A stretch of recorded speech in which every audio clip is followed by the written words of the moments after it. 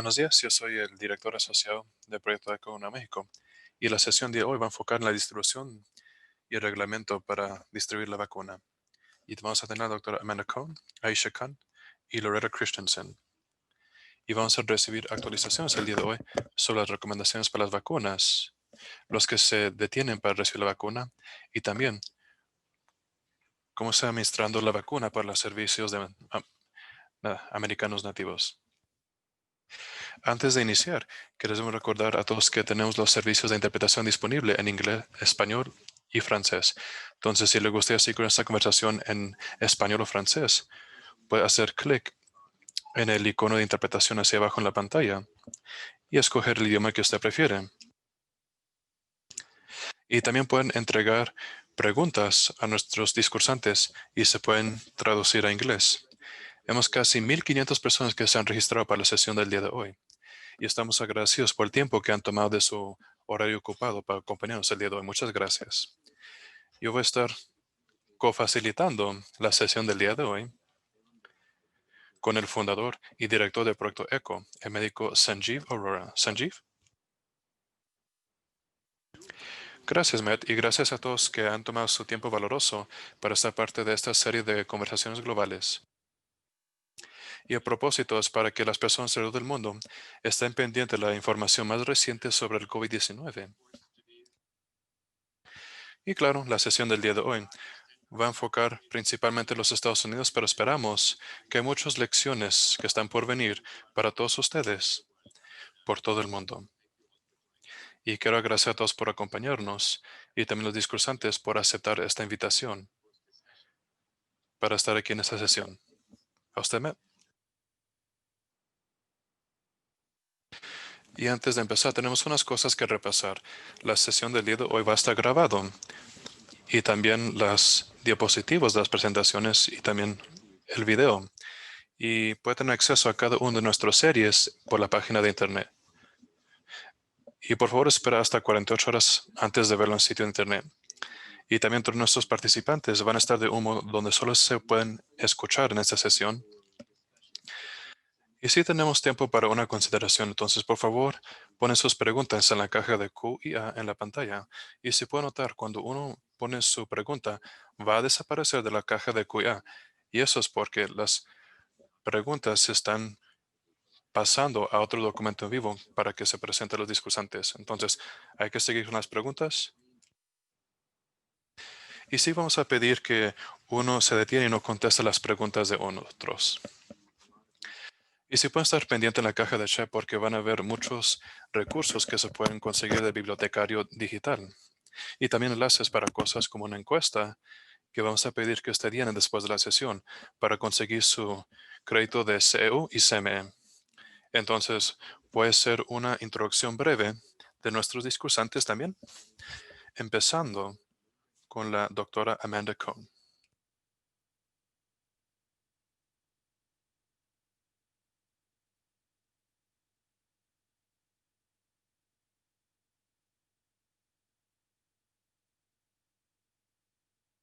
Disculpe, me toma un montón. Buenos días, yo soy la doctora Amanda Cohn. Yo soy la directora ejecutiva del grupo para las vacunas en el Centro de Prevención de Enfermedades. Y también Aisha Khan. Hola a todos. Yo soy Aisha Khan. Yo soy un becario de enfermedades infecciosas y también un antibiólogo y también organizador aquí en la comunidad, aquí en Houston, Texas. Y he trabajado en UT Health y también el Centro de Cáncer de MD Anderson. Y la doctora Loretta Christensen. Buenos días a todos. Yo soy la doctora Loretta Christensen. Yo soy la directora médica para los servicios de salud para los nativos americanos.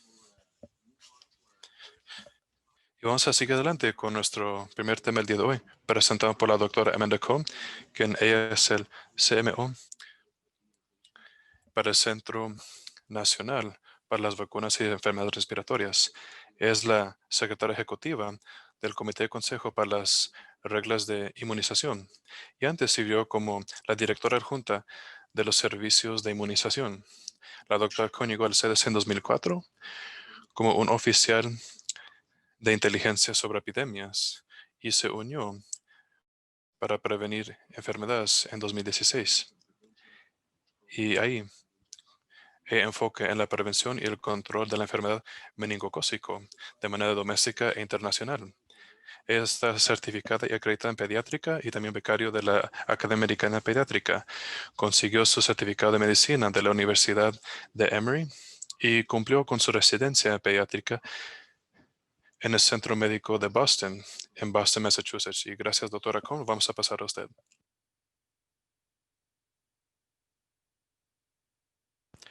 Hola, buenos días a todos y disculpe, estoy tratando de compartir mi pantalla. Ok,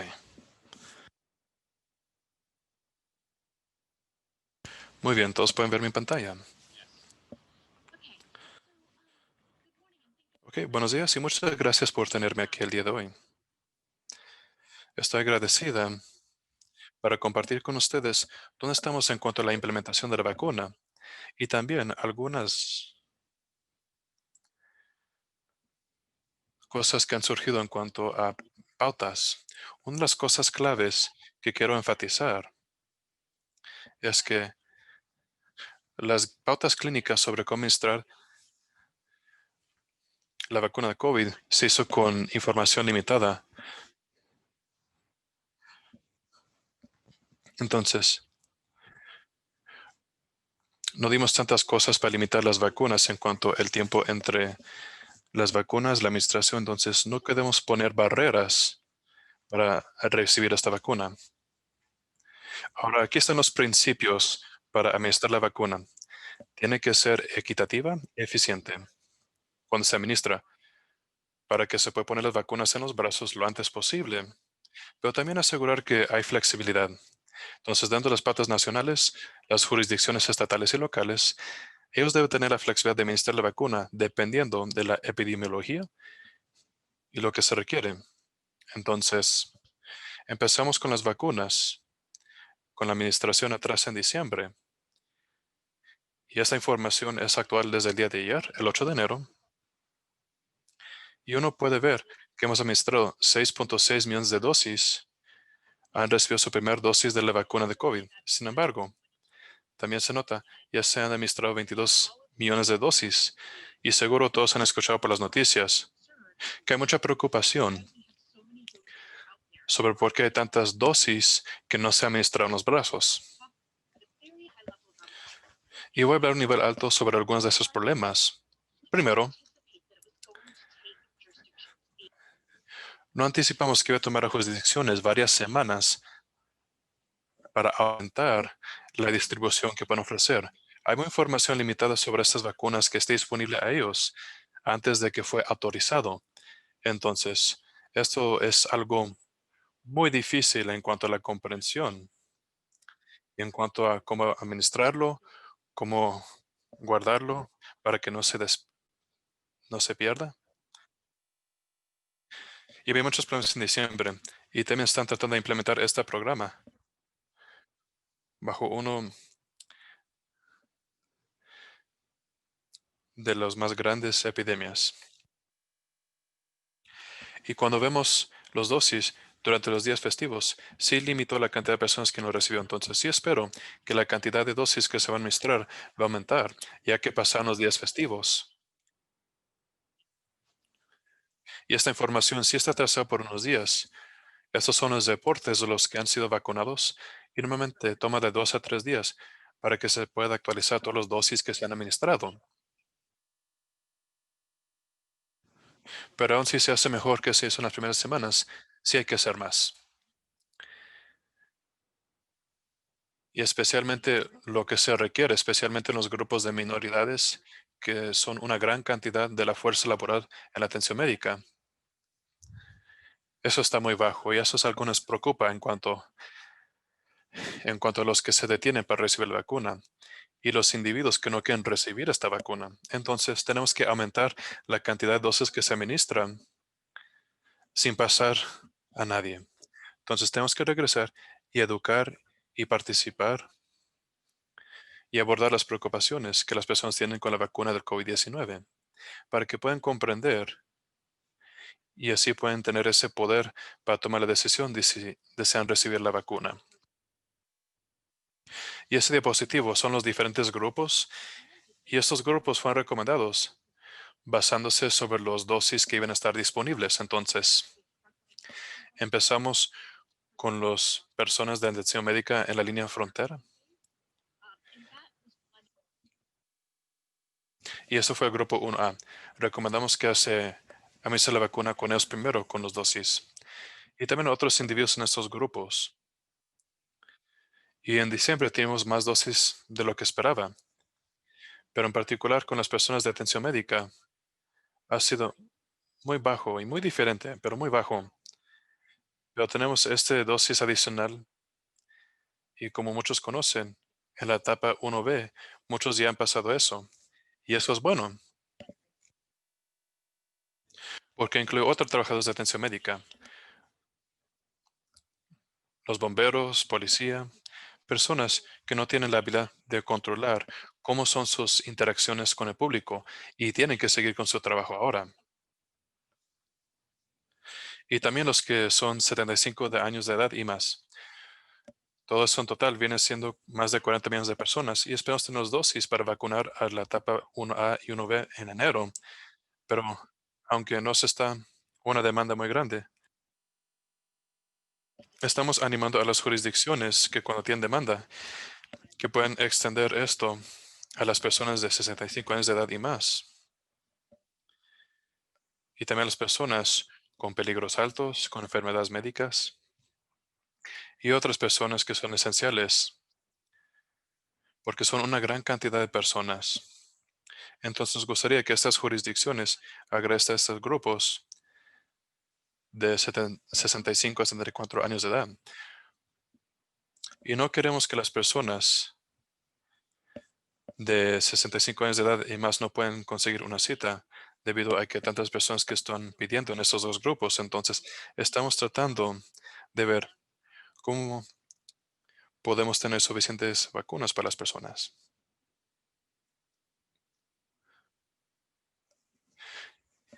Y voy a hablar de las vacunas con las personas que tienen condiciones especiales. Quiero abordar las preocupaciones específicamente que tienen que ver con uno individualmente. ¿Debo recibir la vacuna? ¿Debe recibir la vacuna mi paciente?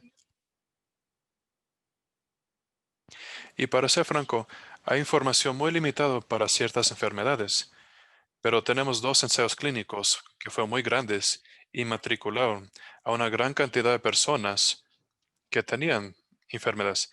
Y así fueron personas con obesidad, una enfermedad autoinmunológica, VIH, enfermedades cardíacas. Había muchos individuos que se matricularon en estos ensayos clínicos. Entonces, de una perspectiva de seguridad, no había diferencias en el grupo de personas que eran vacunados y los que no fueron vacunados en cuanto a desequilibrio, menos lo que era del Bell's palsy. Había muy pocos casos en un grupo, entonces estamos muy pendientes de eso, pero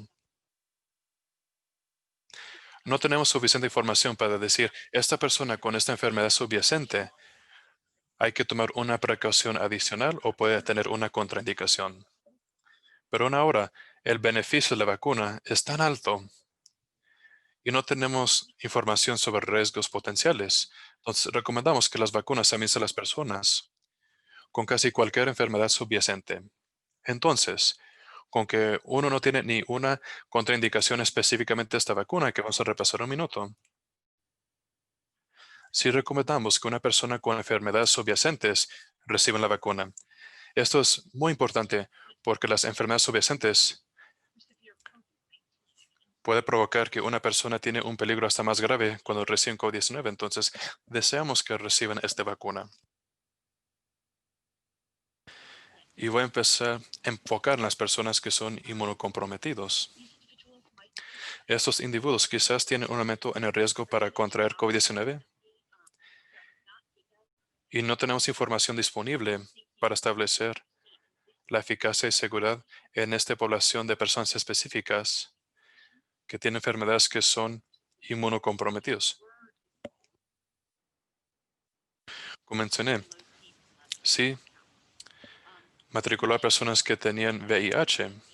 Y la recomendación general es que estas personas reciben estas vacunas a menos que tienen una contraindicación.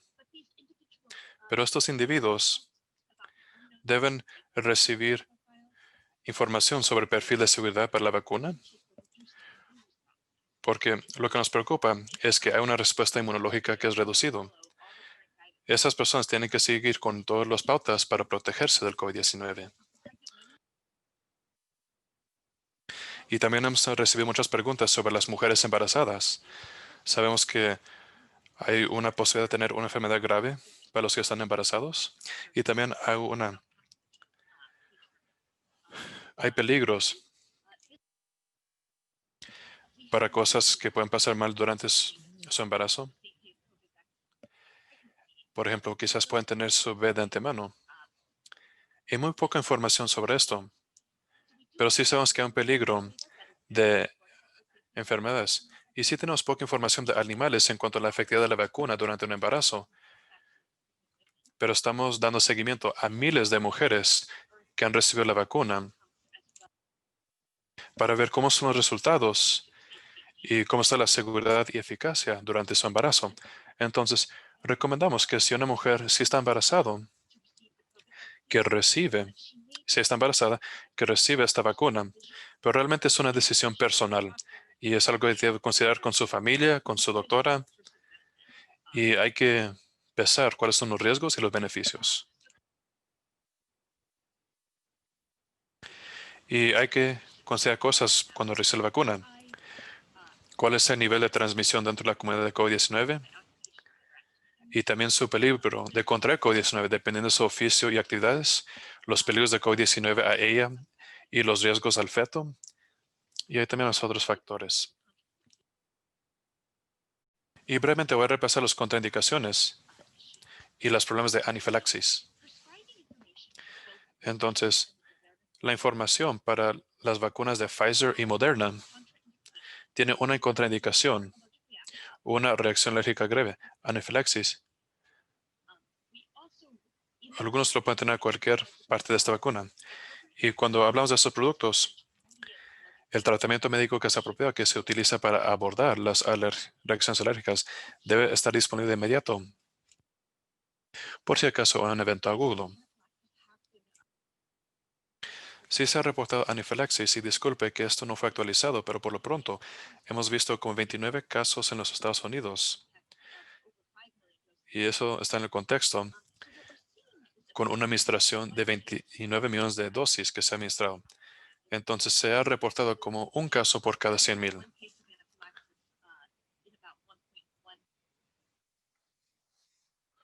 Y en el caso de la vacuna contra la influenza, es una reacción a cada 1,13 millones. Y la mayoría de las reacciones alérgicas ha sido a la vacuna de Pfizer, pero pensamos que va a ser igual. Pero dentro de unas semanas vamos a tener más información sobre la vacuna de Moderna. Y de todas esas personas, solo 1% de esas personas habían tenido una reacción de anafilaxis antes a otra vacuna. Y sí tenían una reacción alérgica de anafilaxis a otras cosas. Y unas precauciones para la vacuna. Si en el pasado ha tenido una reacción alérgica grave, deben tomar precauciones. Esta persona debe recibir la vacuna, pero se les debe aconsejar sobre los peligros desconocidos de manifestarse con una reacción alérgica grave debido a la vacuna. Y por lo general, todavía pensemos que hay un beneficio para recibir la vacuna y estos lugares están preparados para estar pendiente de todos los individuos de 15 a 30 minutos, dependiendo de su riesgo de tener una reacción de anafilaxis. Y si alguien tiene algo en el pasado, se les debe estar pendiente de eso por 30 minutos y dar apoyo a estas personas que han recibido la vacuna. Y eso es el tiempo de recomendación que se requiere después de que reciben la vacuna. Y sí tenemos más guías para ayudar a las personas con contraindicaciones. Entonces, el mensaje clave para administrar casos de anafilaxis en los lugares de administración de vacunas para COVID-19 es que hay que reconocerlo de antemano, los síntomas, darle tratamiento rápidamente y estar pendiente. Yo sé que mi tiempo está acabando, entonces solo voy a decir a todos que tenemos sistemas de seguridad en lugar para estar pendiente de la vacuna de COVID-19, incluyendo lo que se llama VSafe,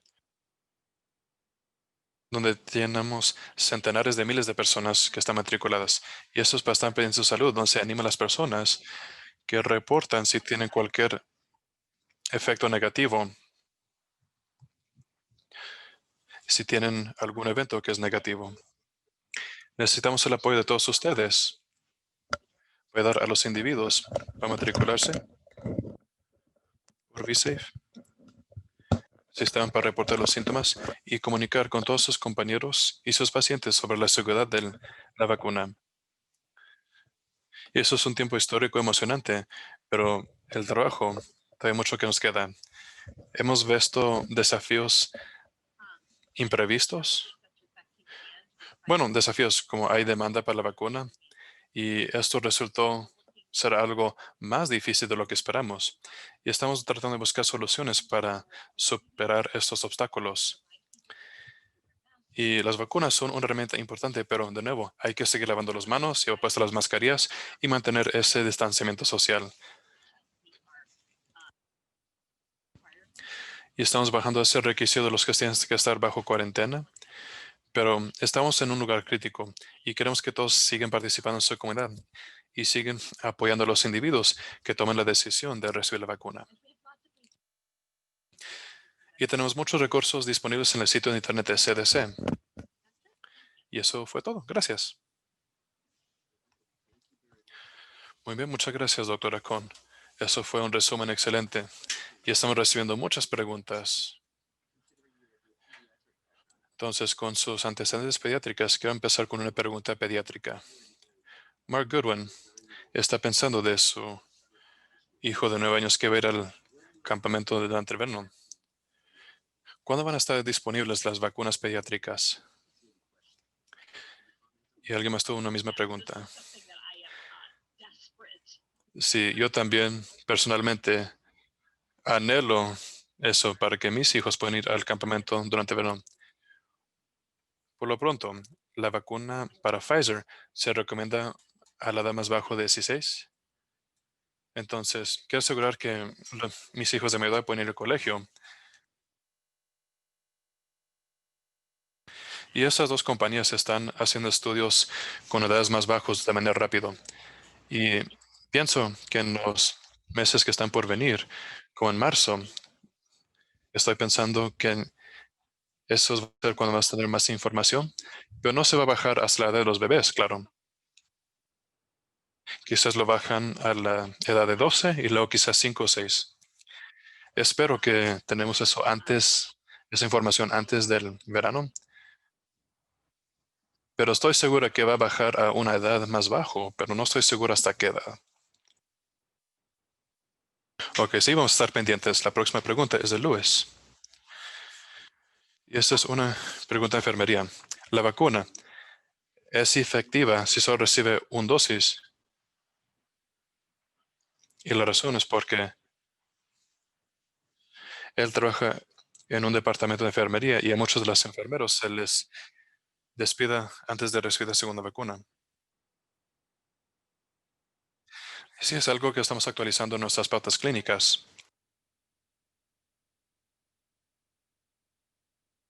Pedimos que el personal y residencias de a corto plazo sí reciben su primer dosis de la vacuna y información muy limitada para saber cuál es la eficacia de esas vacunas a corto plazo.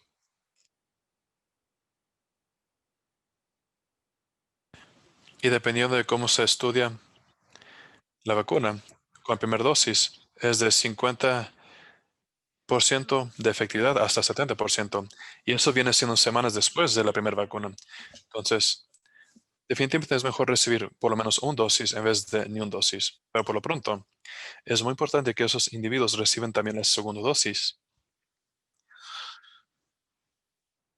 Y esperamos que diferentes jurisdicciones puedan buscar a esas personas que se le dan de alta o se retiran para que aún si no reciben después de 28 días, que lo puedan recibir dentro de 28 días ahí en la comunidad. O muy poco después de eso.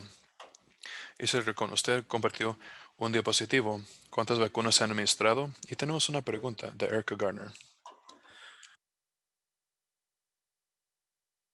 Esa información que está pendiente de las vacunas que se han desperdiciado. Si estamos juntando información y esperamos tener eso dentro de la semana que viene. Bueno, yo creo que la semana que viene. Esperamos que vamos a reportar mucho más información, cuánto se ha desperdiciado y también cuáles productos se han administrado. Información sobre la primera administración de la vacuna y el segundo dosis.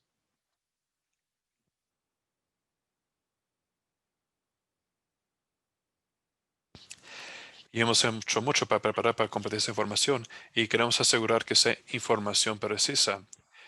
También hay otra información que estamos juntando que se puede reportar en poco, pero hay un poco más trabajo que debemos hacer porque esta información ha llegado de una manera tan ordenada de lo que esperábamos. Y sí, gracias, doctora Con, por esa presentación. Nos dio gusto que esté aquí. Y esa pregunta tiene que ver con embarazos. Se ve información en los estudios. Algunas mujeres tenían unos embarazos tempranos y recién la vacuna, y parece que la vacuna fue seguro. Pero ahora, ya que tenemos esta recomendación, hay muchas mujeres embarazadas que ya están bien avanzando su embarazo, han recibido la vacuna, y conocemos de la información de los ensayos clínicos que una fiebre es un efecto secundario muy grande, que es no bueno para una mujer embarazada. Entonces, ¿cuál es la información que ha recibido de estas mujeres embarazadas sobre las personas que han recibido segunda dosis de la vacuna? ¿Qué es lo que está pasando ahora? ¿Cuál es la información que está saliendo? ¿Y deben esperar después del parto para recibir la segunda dosis o deben recibir esa segunda dosis ya en esa etapa avanzada de su embarazo? Es una buena pregunta. Yo creo que podemos matricular a más de 5,000 mujeres que están embarazadas en diferentes etapas durante su embarazo. Y estamos pendientes de ellas, tal como se hizo con Zika. Y en los ensayos clínicos solo tenían como 25 mujeres que están embarazadas. Y como indicó, era muy temprano su embarazo.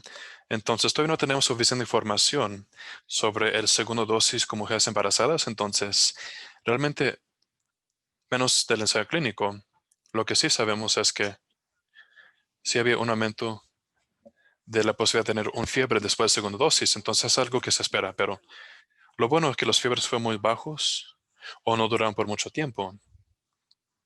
Entonces, yo creo que regresa a eso, que las mujeres embarazadas tiene que hablar con su proveedor médico y hay que tener en mente cuáles son sus protecciones en el trabajo, dónde está trabajando y luego tomar una decisión sobre si va a recibir esa dosis que sigue. Yo creo que si uno contrae COVID durante la etapa avanzada de su embarazo es mucho más feo que los efectos secundarios de la vacuna. Pero realmente por lo pronto no tenemos suficiente información para dar una decisión informada.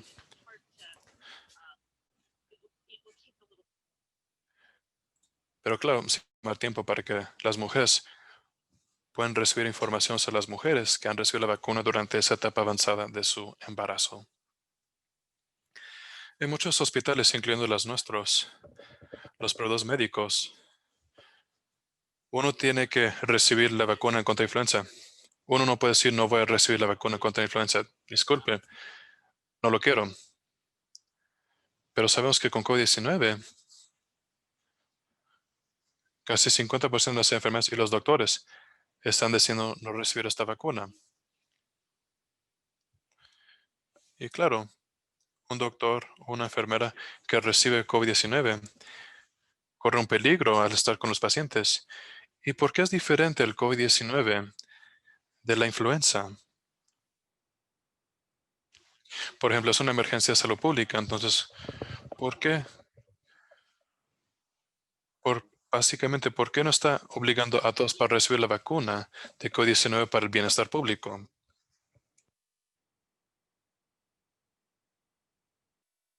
Eso es algo muy complicado. Primeramente, lo que voy a decir es que se autorizó estas vacunas bajo la autorización bajo una emergencia. No son productos licenciados. Estamos en consejos y repasó tanta información y la información de este ensayo clínico es tan grande. Entonces, potencialmente, menos de seguimiento un poco, es mucho más grande que otros ensayos clínicos. Pero, de nuevo, se autorizó bajo una autorización bajo emergencias. Entonces, al obligar la administración de una vacuna, sí se permite a un nivel local o o en un hospital. Yo creo que es muy difícil ahora obligar una vacuna que requiere el consentimiento de alguien. En una situación bajo autorización de emergencias, uno tiene que firmar un consentimiento, pero sí hay que comprender que esto fue autorizado bajo condiciones donde hay una emergencia. Entonces, esperamos con este gran esfuerzo para educación y participación con los trabajadores de salud, que no se tiene que obligar porque es tan difícil cuando uno obliga algo, aún con la vacuna en contra de influenza. Entonces, yo creo que sería una distracción en vez de mejor juntar con el personal y tratar de ayudarles a comprender la importancia de esta vacuna. Y también es importante hablar con la comunidad porque si hay personas que son tomando las comunidades, la delantera en las comunidades y el alivio que las personas sienten después de recibir la vacuna, también va a apoyar esto. Pero yo creo que nuestros esfuerzos para educar a las personas de la vacuna están afrontando asuntos muy grandes con la mala información y también temor de las personas. Y cuando hablo con las personas, realmente no saben qué hacer, los CNAs. Entonces, yo creo que hay que hacer todo lo que podamos para apoyar las vacunas y no obligarlo, pero las autoridades locales y también hospitales pueden tomar esa decisión de que sea una obligación. ¿Hay diferencias en los efectos secundarios de Pfizer y Moderna? Muy pocos. Es difícil hacer una comparación de los efectos secundarios cuando ve los dos. Yo digo que no hay una diferencia y parcialmente tiene que ver con eso, debido a las poblaciones que reciben la vacuna. Con la vacuna de Pfizer,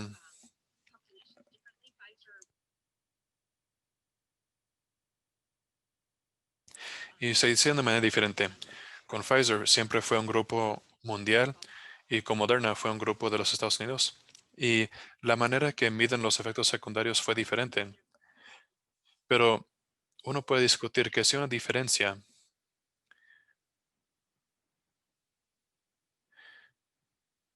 que puede ser un poco más fuerte el segundo dosis de Moderna que Pfizer, pero es una diferencia muy pequeña. Pero es muy difícil hacer una comparación de porcentajes entre los dos. Gracias, Dr. Khan. Y ahora vamos a pasar a Matt. Y quiero agradecer a la red. Nos están dando buenas preguntas aquí. Y la siguiente que voy a preguntar es de una persona que anónimo.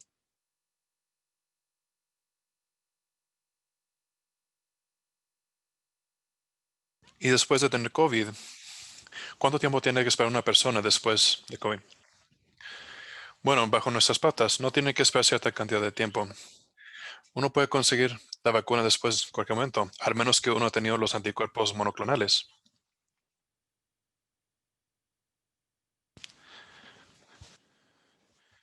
Y por lo pronto tenemos información que indica que uno está protegido por 90 días o 180 días.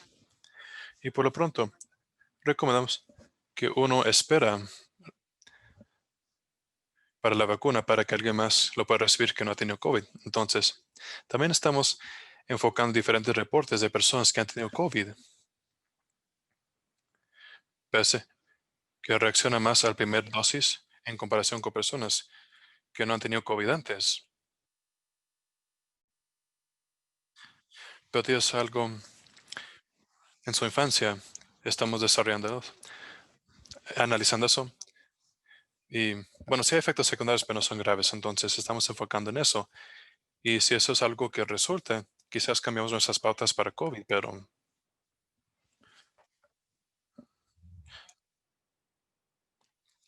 no es algo que nos sorprende que si han tenido COVID en el pasado, porque ya prepara su sistema inmunológico.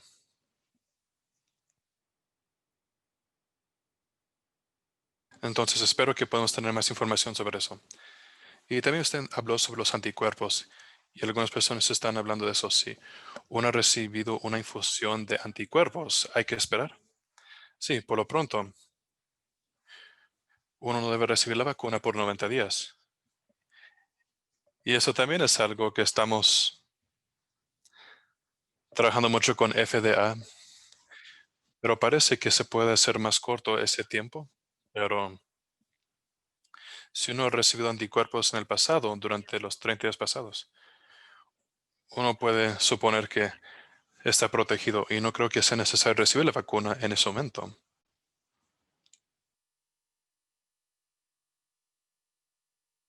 Y Evangeli pregunta, las personas que están recibiendo medicamentos que están inmunocomprometidos, ¿cuánto tiempo deben esperar para tener una reacción inmunológica que es buena? Si hay tantas cosas que son inmunosupresivos sobre los anticuerpos, por lo pronto no tenemos pautas específicas. Eso es algo que recomendamos que una persona considere con su médico en cuanto a los anticuerpos. Y de nuestra perspectiva, tiene que más que qué tan efectivo viene siendo, más que la seguridad. Yo creo que los anticuerpos monoclonales, las personas que están recibiendo quimioterapia y están inmunocomprometidos debido a los medicamentos para quimioterapia, ellos también deben considerar eso con su médico. Y esperamos que esos divinos sean más conectados con su doctor médico para determinar cuál es la mejor manera de ofrecer estos medicamentos junto con la vacuna. Y Bomin McKay. Algunos pacientes han tenido anifilaxis más de 30 minutos después de recibir la vacuna. ¿Cuáles son las estrategias para las personas que se retiran del lugar de la vacuna y ya no tienen acceso a servicios de emergencia, ya si son en zonas de tribal o si están en una comunidad rural?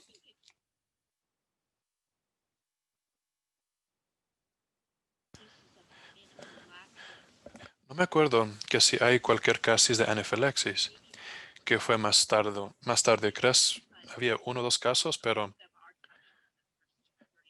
casi todos ellos fueron dentro de los primeros 30 minutos. Entonces,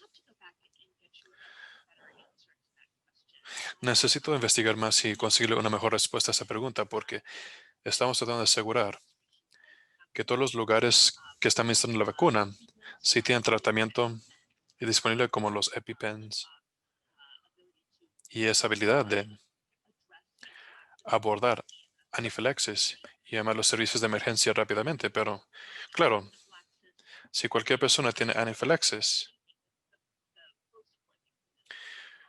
lo más importante, si alguien lo tiene, es que llaman al 911. Y los proveedores del 911 tienen epinefrina disponible. Pero si hay una preocupación de que una persona va a tener anifilaxis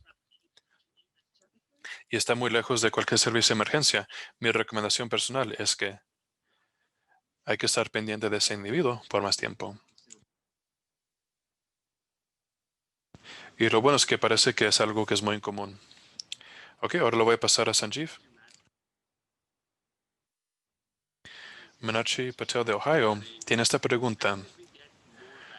¿Cuándo vamos a recibir más vacunas? Y tiene que ver con este problema de, como usted indicó, hay muchas vacunas que se han entregado, pero todavía no se han administrado debido a este fenómeno del segundo dosis. Entonces la pregunta, como la administración de Biden, dicen que quieren entregar todo,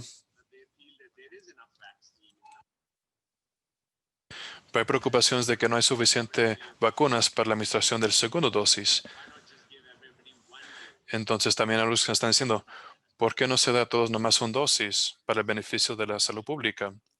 Quiero saber cuál es su posición sobre eso y actualmente qué está recomendando y qué es lo que se espera. ¿Como cuánto va a estar disponible para la vacuna en los Estados Unidos? Voy a contestar la segunda pregunta primero. La CDC y FDA dan una recomendación muy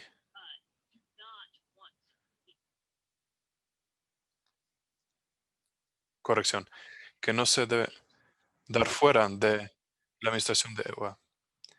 ¿Qué significa una diferencia entre los dos dosis? Y hay que hacerlo durante ese tiempo.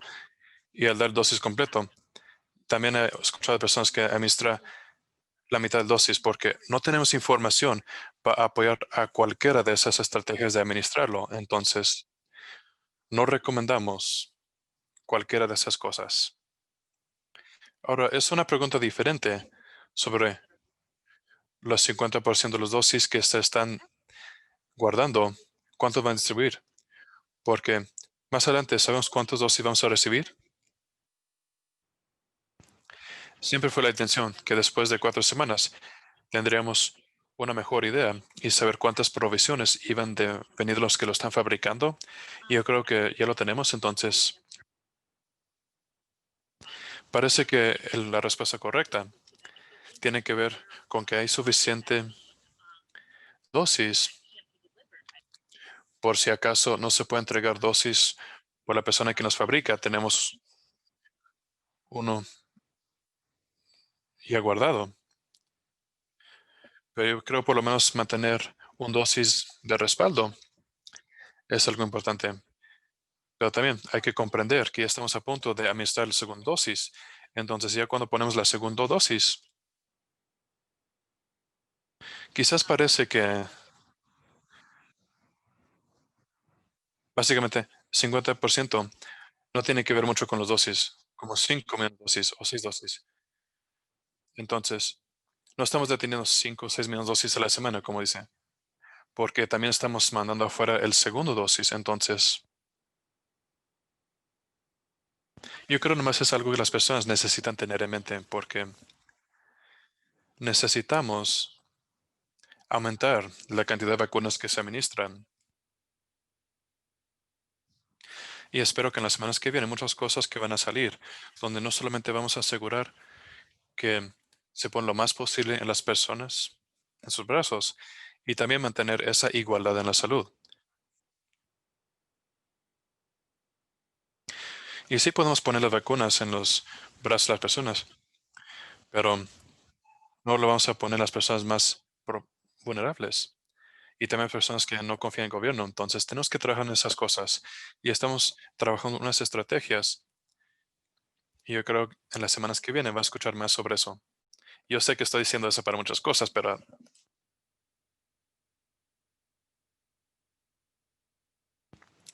una pregunta de Pauline Taylor de Pennsylvania. Y cuando tenemos una línea de tiempo calculado,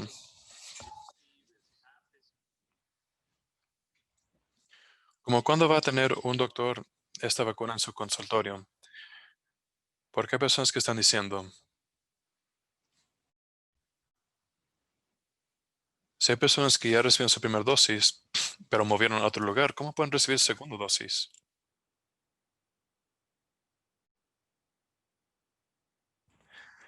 Y sí, disculpa, no contesté la otra pregunta sobre cuántas dosis vamos a tener disponible.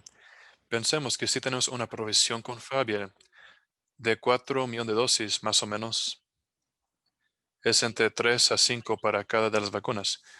Yo creo que lo que yo tengo en mente es de como 8 millones de dosis por cada semana. Pero aún pensando y comprendiendo que cada persona recibe necesita 2 dosis. Resulta como 16 millones de personas que están usando la vacuna cada mes y no es suficiente. Y a otro producto, hay dos que están en su EUA bajo consideración, la autorización por uso bajo emergencias. Y pensamos que si podemos tener eso en febrero o marzo, eso puede aumentar mucho esta capacidad para eso. La vacuna de AstraZeneca en particular, ellos tienen la capacidad de producir muchas dosis. Y también en cuanto cuando podemos tener estas en los consultorios, yo creo que va a ser en la primavera. Primero queremos divulgarlo más y repartirlos en las farmacias. Y estamos tratando de lograr que sistemas grandes de atención médica ayuden.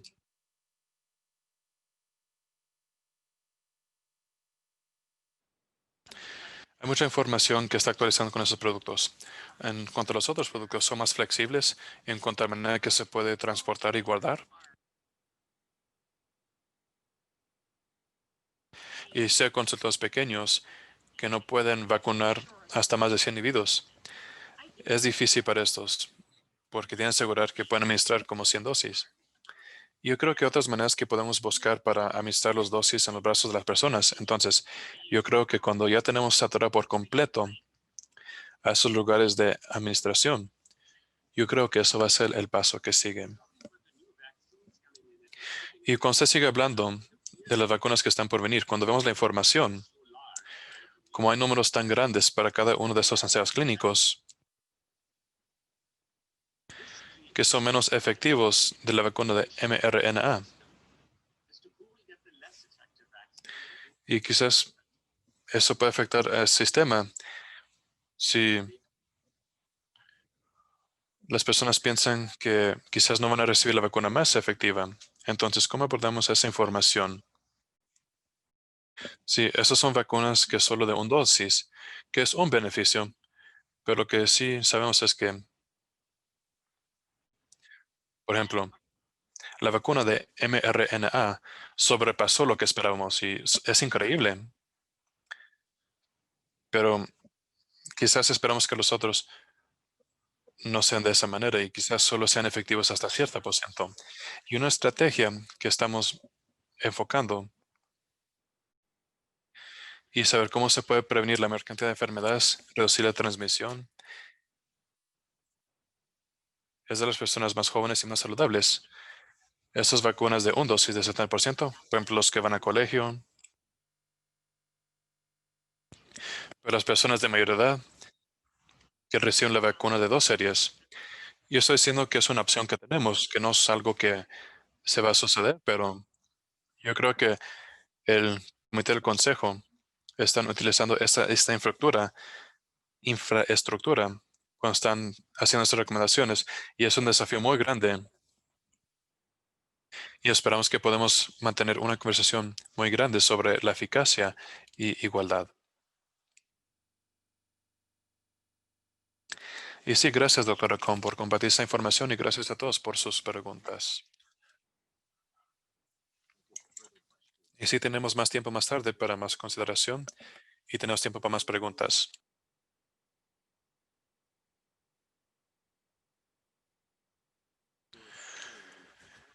Y está hablando de la doctora Khan. Ella está en UT Health y está estudiando los laboratorios de la resistencia antimicrobial en el laboratorio de Cesar Arias y consiguió su certificación de medicina de UT Health en 2020 y tiene su bachillerato en microbiología y estudios globales de la Universidad de California, UCLA, en 2015 y recibiendo un becario en microbiología y que estar en la intersección de los estudios innovadores en diagnósticos de AMR y la atención médica personalizada. La doctora Khan nació en Bangalore, India, en un vecindario empobrecido. Y al ser criada en 10 diferentes países, de Rusia a Saudi Arabia, vio diferentes enfermedades contagiosas que propagó por los gérmenes microscópicos y he sido como presidente de la Sociedad Americana de Microbiología y también como una embajadora joven de ASM de Texas. Muchas gracias, doctora Khan. Gracias a todos por tenerme aquí. Antes de compartir mi pantalla, de nuevo, ahora tenemos cosas muy importantes para la vacuna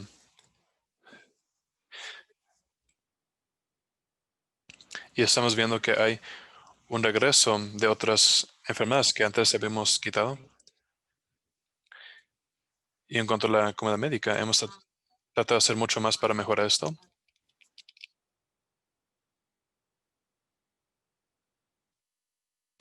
Mis diapositivas van a estar disponibles más tarde, pero hay unas imágenes que quiero que todos ustedes puedan ver. Y está bien si no puede leer todo en la pantalla, pero solo debe ver como algo visible.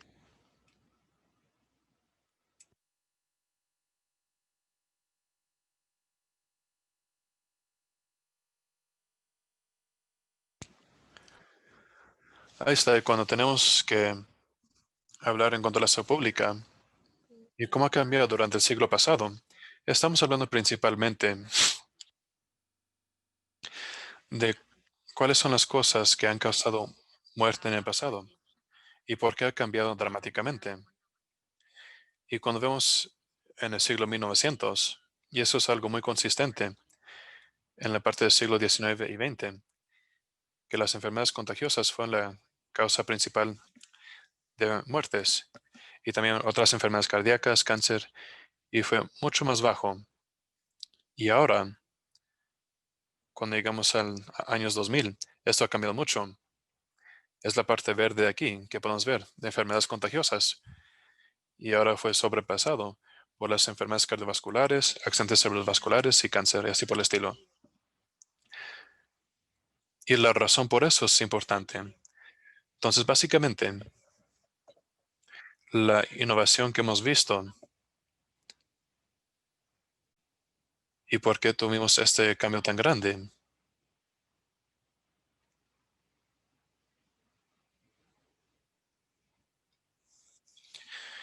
tiene que ver principalmente porque hay una introducción bien grande de perspectiva y las determinantes sociales para la salud, como ingresos.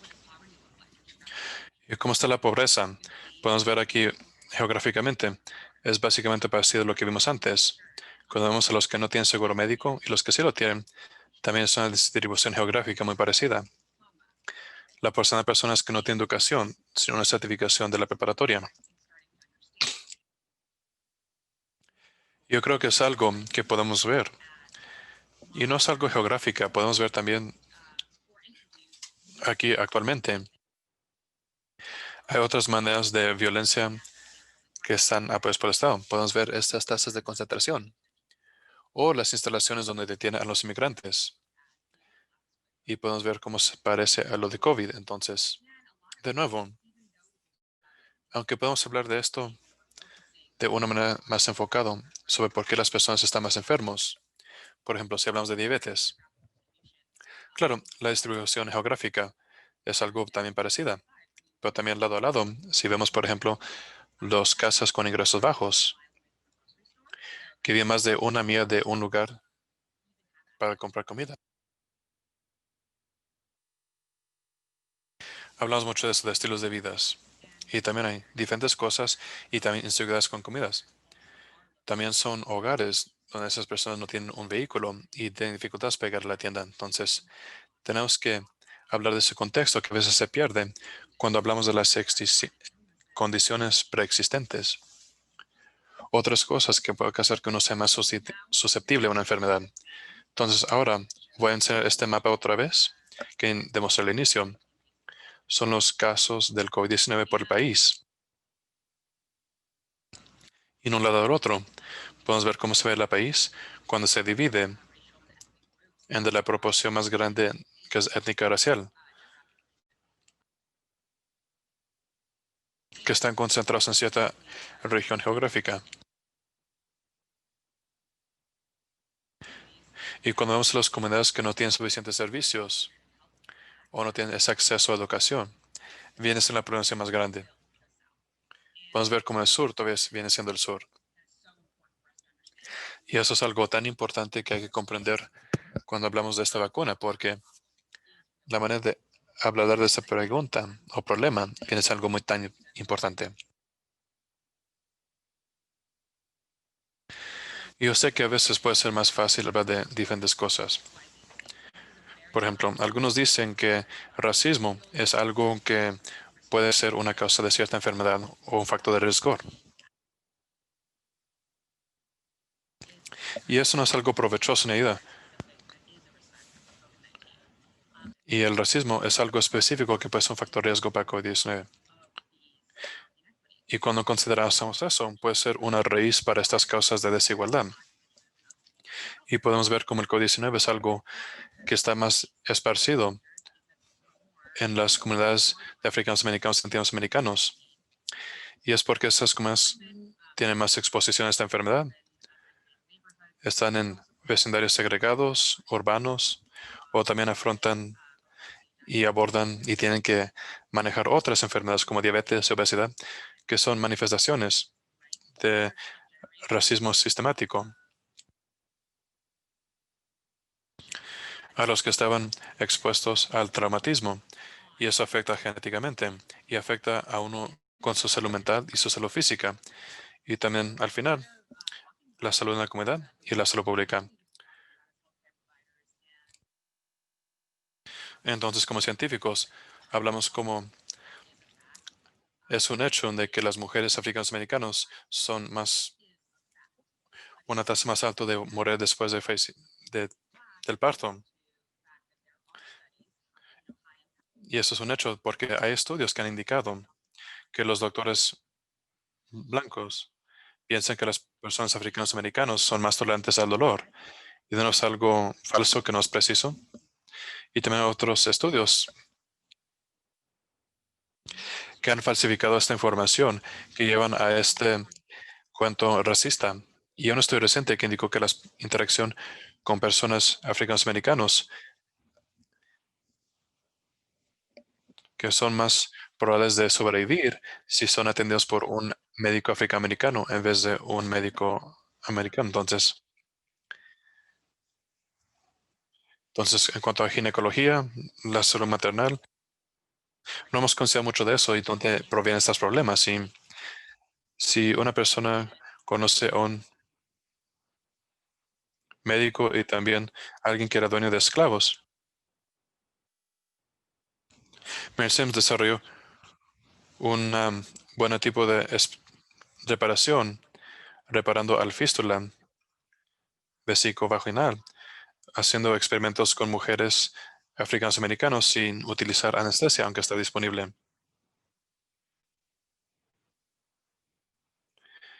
Y aquí no estamos haciendo injusticia a eso. No, quizás las personas se acuerden del estudio de Tuskegee en sífilis, que era una tortura médica, donde centenares de varones africanos americanos, donde intencionalmente no se les dijo que no había tratamiento, aunque en ese tiempo tenía penicilina y fue una cura para sífilis y se tuvo ellos para ver cómo se manifestó esta enfermedad. Y eso es un problema. Y se va este ciclo que ha llevado tanto por tanto tiempo, donde el racismo histórico y moderno también sistemáticamente han causado esta desigualdad. Y así estamos causando diferentes resultados clínicos y están más bajos para las personas indígenas y africanos americanos. Y también sucede si no hablamos de ella, porque somos parte del problema, no es algo ajeno. Y eso es porque muchas estructuras en nuestro sistema el día de hoy todavía son estructuras que existieron cuando empezamos, desde que se hizo este país, cuando terminamos esclavitud. Y eso ha afectado educación y medicina y es parte del fundamento porque así se empezó. Y hasta que podemos afrontar y quitar esta desigualdad de racismo, nunca vamos a poder hacer un cambio muy grande porque básicamente seguimos en este ambiente de este problema. Y muy brevemente, regresando a mi cara, yo creo que cuando hablamos qué es lo que debemos hacer sobre esto, yo creo que es algo importante que debemos abordar de aquí en adelante y algo que aprendí en cuanto a accesibilidad, en cuanto a la comunidad de medicina, si tiene que ver con problemas con COVID-19 o los que se tienen para recibir la vacuna, es importante porque hay mucha información que se ha juntado de personas en comunidades marginalizadas que no han recibido esos recursos básicos. Y estamos en un país donde básicamente no tenemos una infraestructura para comunicar con la comunidad, para que la comunidad pueda recibir comunidad confiable, recibir información confiable y ayudarles para conocer esta terminología científica. Y lo que yo trato de hacer es enfocar en la accesibilidad y enfocar precisamente en eso, en la historia, y reconocer que hay falta de confianza. Y no es porque dudan del sistema de salud, pero que el sistema de salud no ha sido confiable. Y hablando de esa manera,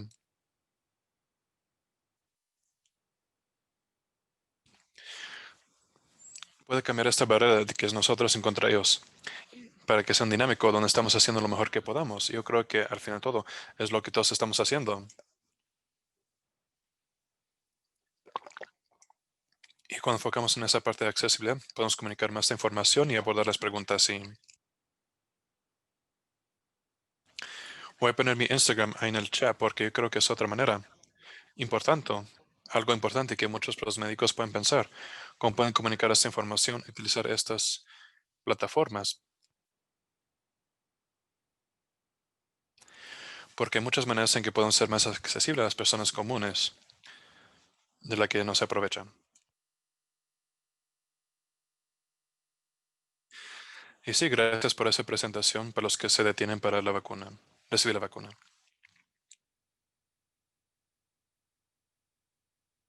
Y ahora quiero introducir a Laura Christensen, es la directora de medicina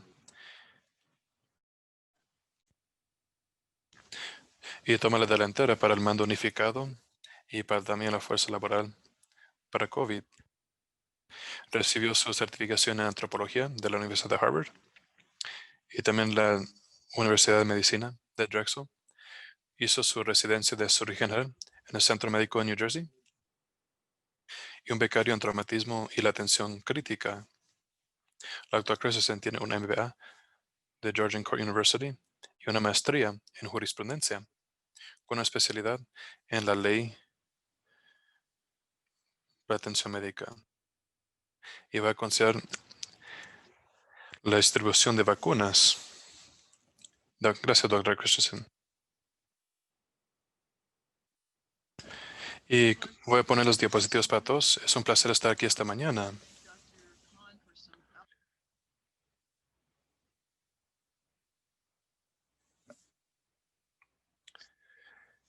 Y todo lo que voy a considerar va a tener mucho más sentido. Y antes de hacer planes para la vacuna, yo creo que muchos están pendientes que la nación de Navajo fue afectado de una manera muy grande por COVID-19. En abril y mayo llegó a una etapa muy grande y puso estrés bajo nuestro sistema de atención médica.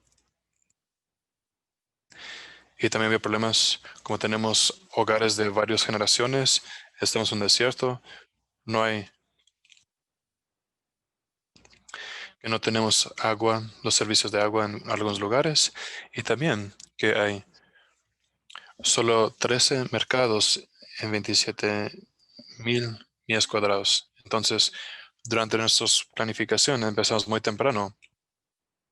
Empezamos nuestras operaciones de emergencia en febrero, entonces fuimos muy progresivos.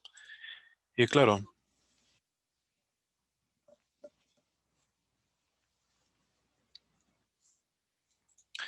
y utilizamos todos los diferentes materiales que se ofrecieron por IHAC para preparar nuestras instalaciones de antemano. hicimos planes que dimos seguimiento una semana más tarde y también dimos asignaciones para organizar a los equipos.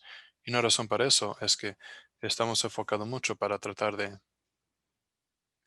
ser servicial y que esto iba a realizar. Que esto no fue algo que uno puede improvisar, que hay que dedicar tiempo a la organización para que estén listos para cuando llegue la vacuna, de la cual todos estamos dependiendo. Entonces hicimos equipos y poner en práctica con sus equipos para que nosotros pudiéramos estar listos en cuanto estuvo disponible la vacuna. Y luego tratamos de colaborar y por eso indiqué que tratamos. Y me dio mucho gusto tener colaboración, pero sí hay muchas diferencias entre las organizaciones tribales y urbanos y también organizaciones federales. Como se indicó de antemano, es una falta de confianza con el gobierno federal, que aquí en Navajo es algo que afrontamos día a día. Mientras tratamos de cuidar de nuestro pueblo de Navajo, toda esa falta de confianza y una pregunta sobre las intenciones de nosotros. Entonces, se imagina, con todo esto junto, tenemos que organizarnos como un grupo para prepararnos para esta vacuna. Y nos ha ido muy bien. Yo creo que la clave fue comunicación. Sea cual sean las diferencias con estas diferentes organizaciones de 38 diferentes tribus, porque son independientes, parece que esas diferencias desaparecieron.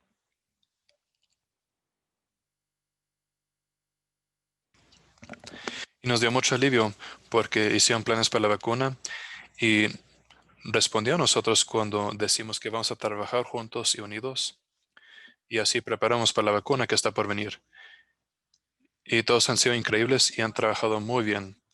Entonces, en cada instalación en Navajo, y hay que recordar que estamos parte de 3 estados. Estamos en Utah, Arizona y Nuevo México. Y hablamos con todos ellos y tenemos una lista de chequeo y mandé información frecuentemente a ellos. Y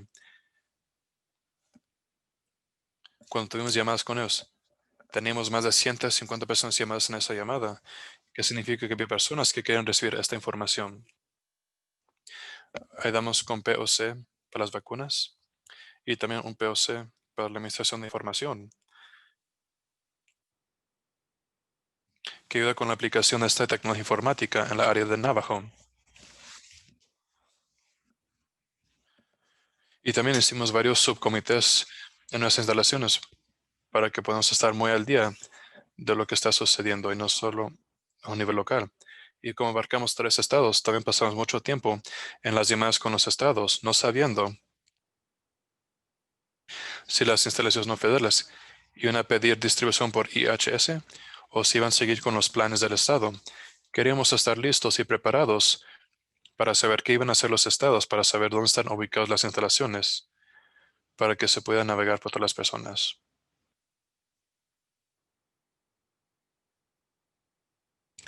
Y al final, todas las instalaciones del área de Navajo, con la excepción de Utah Navajo, que es en la porción sureste de Utah, ellos decidieron distribuir las cosas por el estado de Utah y nuestras instalaciones eligieron IHS. Tuvimos varias llamadas con los que toman la delantera con la nación Navajo y ellos expresan sus deseos cuando tomamos decisiones, por ejemplo, listas de quién se van a priorizar y comunicación y cómo vamos a abordar la distribución.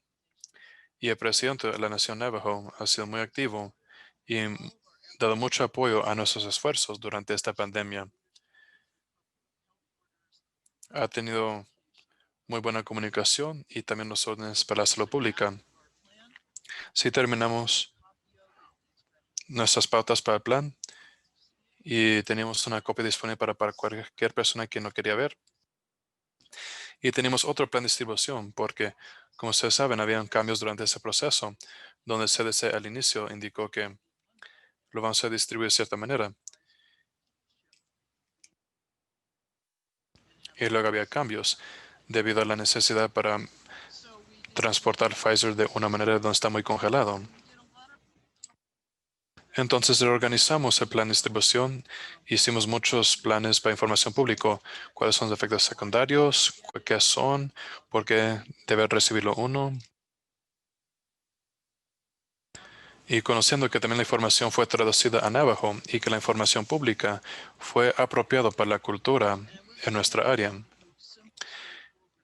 Y de nuevo, utilizamos lenguaje que era sencilla, pero franco, para abordar todo y ser transparente.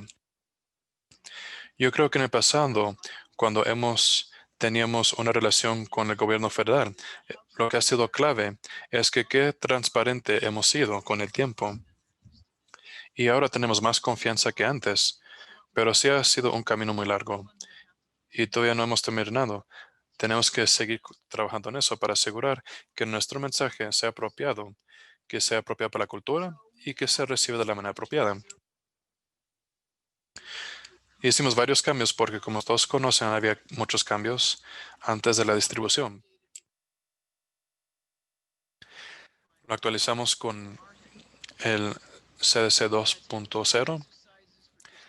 Teníamos ejercicios para la distribución y uno para la administración, para asegurar que las personas estaban enfocados en el proceso en sí que iba a ser necesario. Porque no queremos que llegamos a la casa de uno con la vacuna y están sorprendidos. Queremos que estén pendientes de lo que van a hacerlo. Y tuvimos consideraciones muy importantes en cuanto a las prioridades cuando esperamos las pautas finales de A, C y P. Y eso ha sido muy servicial porque tenemos pautas muy claras sobre lo que estamos queriendo hacer para las personas aquí en nuestra nación Navajo. Y el único cambio que se ha hecho es que sí, bajamos a 65 y más personas, 65 personas o más edad con 1B, pero además hemos seguido las otras pautas que tienen y muy de cerca. Y me imagino que muchos de ustedes en áreas que son hasta más rurales que mi área, porque aún aquí en la Nación Navajo tomó mucho esfuerzo para comunicar cosas. Como mencioné, más de 27,000 millas cuadradas. Hay muy pocos carreteras para llegar aquí, solo una manera de llegar ahí. Entonces, cuando hicimos nuestro plan de distribución, lo hicimos de una manera muy acertada. E hicimos muchas modificaciones dependiendo de cómo era el horario para administrar la vacuna. Entonces, previamente, los primeros dosis llegaron al 12 Causa a nuestra instalación que tiene un congelador muy fuerte. Y tenemos 9 en diferentes de nuestros sitios y eso ha sido muy servicial. Utilizamos 4 equipos de distribución y como no había una ruta para llegar ahí, queremos asegurar que podían viajar de una manera segura. Entonces fue un lugar donde estamos y nomás para decir unas cosas. Crown Point es un lugar más este y NAC está ubicado en Flagstaff. Entonces hay 3 horas y media o 4 horas a las dos.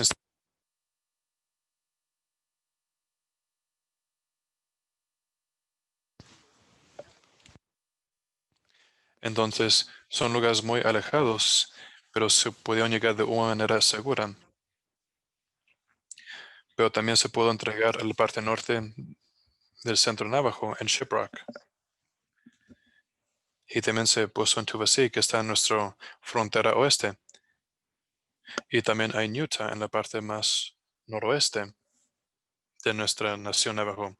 Entonces no se dañan las vacunas, llegan a tiempo con la temperatura correcta.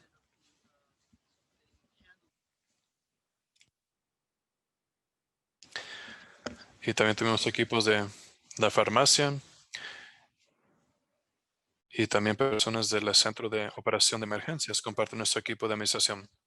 ¿Y cuáles son los desafíos? Bueno, son lo mismo que todos los demás en Estados Unidos. La información estaba cambiando constantemente.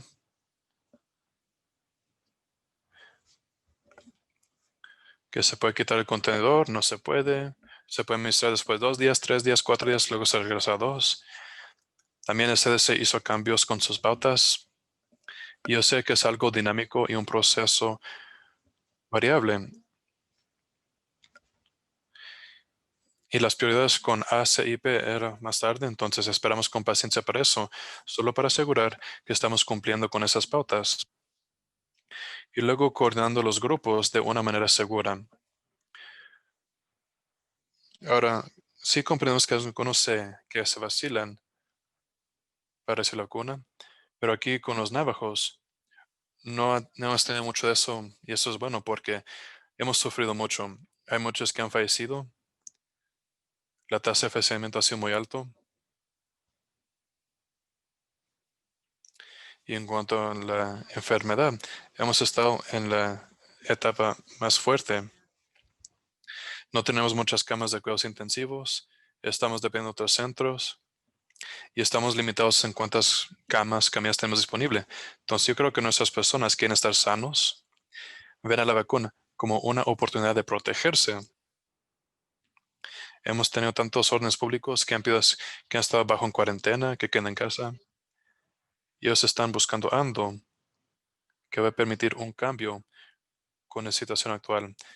Y están dispuestos a trabajar con nosotros para recibir la vacuna. Y de hecho, tuvimos un lugar donde uno podía llegar en su vehículo, en la parte norte de Navajo, y llegaron más de 800 personas y recibieron una vacuna. Y la línea para entrar se estiraba por unas millas. Entonces, yo creo que fue bueno que hablamos sobre esta vacuna, contestamos todas sus preguntas para animarlo a recibir la vacuna. Y fue provechoso para nuestro pueblo. Entonces estamos ahora. Ya terminamos con la prioridad de 1A. Estamos tratando de trabajar con una registración por Internet para que se pueda utilizar esta información para identificar cuál es nuestra capacidad. Utilizamos la registración en línea para dar con esta categoría esencial para que se pueda asignar propiamente las instalaciones de salud. Y queremos ser transparentes, entonces hemos publicado y divulgado nuestras prioridades por Navajo Nation, lo hemos comunicado por radio, por Facebook y también en la idioma materna para los de mayor edad. Y esta es la semana para los de mayor edad, entonces queremos que las personas que tienen 65 años de edad o más lleguen para recibir la vacuna. Estamos teniendo eventos para las vacunas y estamos trabajando de esas diferentes maneras para ayudarlos.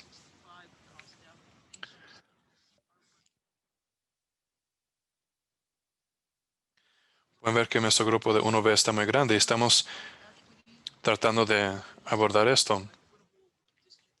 Y estamos tratando de tener una proporción pareja para nuestras instalaciones. Y eso fue que fue aceptado por todos. No recibimos resistencia.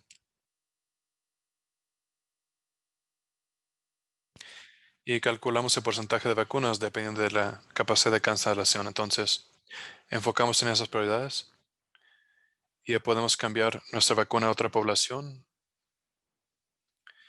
y tratamos de ser transparente lo más que podamos y para que sea igual para todas las instalaciones que ofrecen la vacuna. Ellos trabajan muy bien juntos, están guardando las vacunas que no tienen un congelador para ellas y también ayudan a otros que están bajos. Y es el de hoy. Me da mucho gusto ver cuánto progreso tenemos. Recibimos primera dosis, recibimos 19,500 y ya hemos administrado 75% de eso. Y ya mero terminamos con la segunda dosis de la vacuna de Pfizer, que fue la primera que llegó aquí. Entonces, hay muchos desafíos. Sí hay personas que se detienen o están en contra de las vacunas, pero yo creo que la mayoría de ellos comprenden que esto viene siendo un paso muy importante para recibir control otra vez. Entonces, muchas gracias por esta oportunidad de hablar con ustedes el día de hoy y agradezco a todos los que están haciendo en sus comunidades para ayudar a nuestra gente y también a su gente. Muchas gracias. Vamos a hacer unas preguntas en vivo y la primera pregunta voy a dirigir a la doctora Khan. Es una pregunta de Aklazi Anfinsa. ¿Por qué piensan que los americanos nativos y los que viven en comunidades más densos tienen una tasa de infección más bajo en comparación con aquí en los Estados Unidos.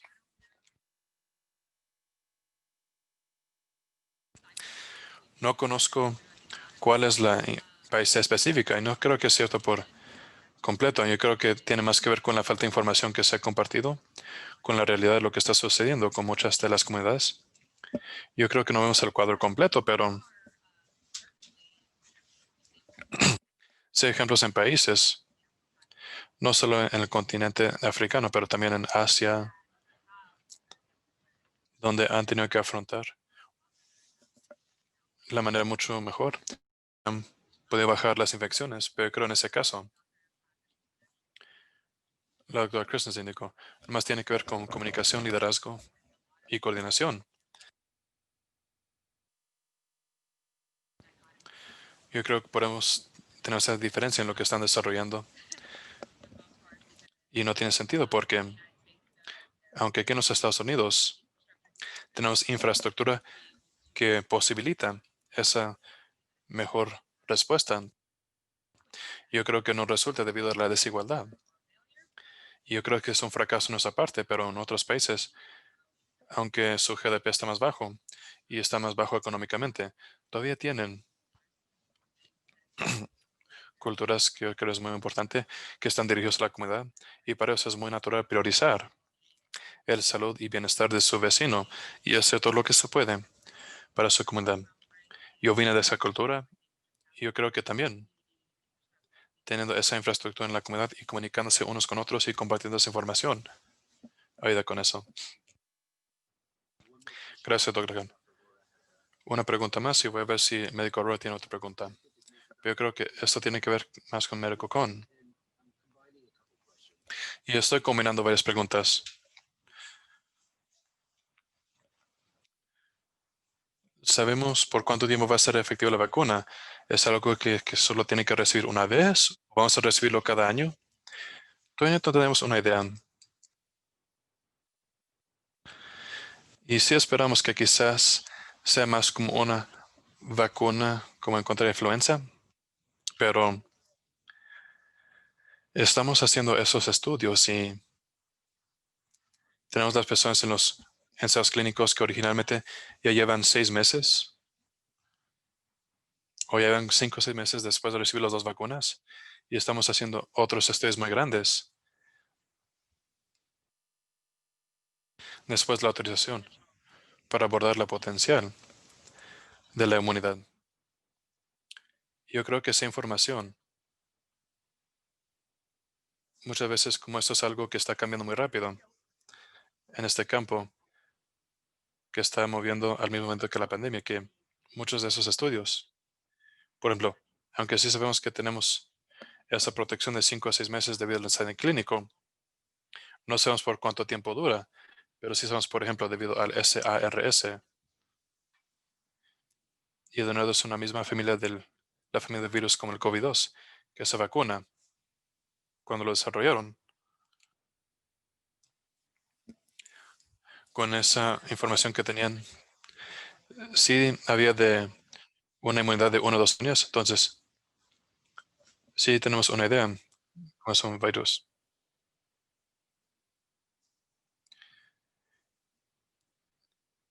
Y también no sabemos qué es lo que va a suceder con este virus de manera epidemiológica. Entonces, vamos a considerar lo que tenemos y averiguarlo mientras avanzamos. Bueno, se nos acabó el tiempo el día de hoy. Vamos a concluir la sesión del día de hoy. Quiero agradecer a nuestros presentadores, la doctora Amanda Cohn, Loretta Christensen y la doctora Aisha Khan, por compartir su formación y experiencia con nosotros. Muchas gracias a todos en la red por estar junto con nosotros y por participar en esta sesión de conversaciones globales para COVID-19 por el proyecto ECHO. Y hay tantas preguntas que no pudimos abordar, pero quiero invitar a todos que regresen el 1 de febrero, que va a ser moderada por la doctora Somanathan, la es científica directora de la Organización Nacional de la Salud. Y tiene que ver con el tema de la administración de la vacuna globalmente. Y le vamos a dejar ahí en la caja de chat información para registrarse para ese evento y también un enlace para conseguir su crédito de CME y otros recursos después de la sesión del día de hoy. Y si también pueden estar pendientes de su correo electrónico para actualizaciones. Y esperamos ver a todos de nuevo el 1 de febrero. Muchas gracias a todos. Adiós.